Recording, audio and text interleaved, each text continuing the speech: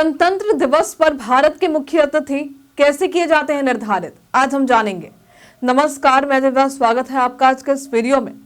हर साल गणतंत्र दिवस के अवसर पर भारत में मुख्य अतिथि के रूप में किसी न किसी देश के राष्ट्रपति या प्रधानमंत्री को न्योता मिलता है। इस बार इंडोनेशिया के राष्ट्रपति प्रोबो सुबियांतो गणतंत्र दिवस समारोह के मुख्य अतिथि हुए। वे 25 और 26 जनवरी को भारत में उपस्थित रहेंगे। पिछले साल गणतंत्र दिवस के अवसर पर फ्रांस के राष्ट्रपति इमैनुअल मैक्रों भारत आए थे। भारत में 26 जनवरी के दिन मुख्य अतिथि को आमंत्रित करने की परंपरा 1950 से ही शुरू हुई थी।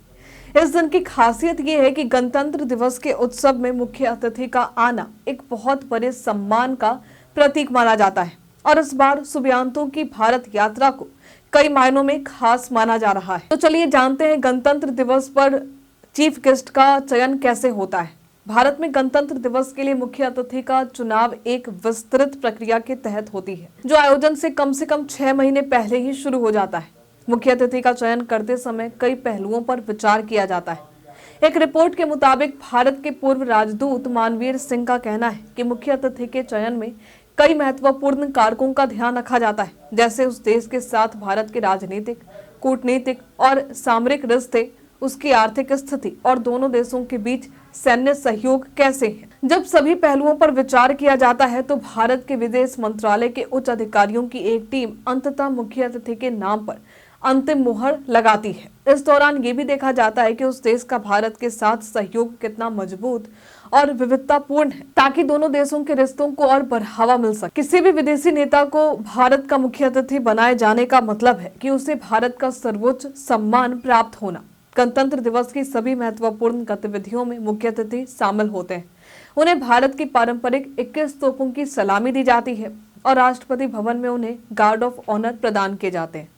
इसके अलावा शाम को भारत के राष्ट्रपति उनके सम्मान में विशेष रिसेप्शन आयोजित करते हैं। मुख्य अतिथि का एक और महत्वपूर्ण कर्तव्य होता है कि वे महात्मा गांधी को श्रद्धांजलि अर्पित करने के लिए राजघाट पर जाते हैं, जहां उन्हें भारतीय प्रधानमंत्री और अन्य शीर्ष नेताओं से मुलाकात का अवसर मिलता है। तो चलिए अब जानते हैं इस बार जो इंडोनेशिया के राष्ट्रपति भारत आ रहे हैं एक मुख्य अतिथि के तौर पर, तो भारत और इंडोनेशिया देश के बीच कैसे रिश्ते हैं।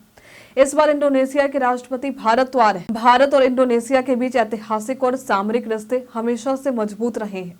दोनों देशों के बीच व्यापार, रक्षा और संस्कृति के क्षेत्र में लंबे समय से सहयोग जारी है। दोनों देशों के बीच बढ़ते सामरिक संबंधों के बीच ये यात्रा और भी महत्वपूर्ण हो जाती है। आज के लिए फिलहाल इतना ही।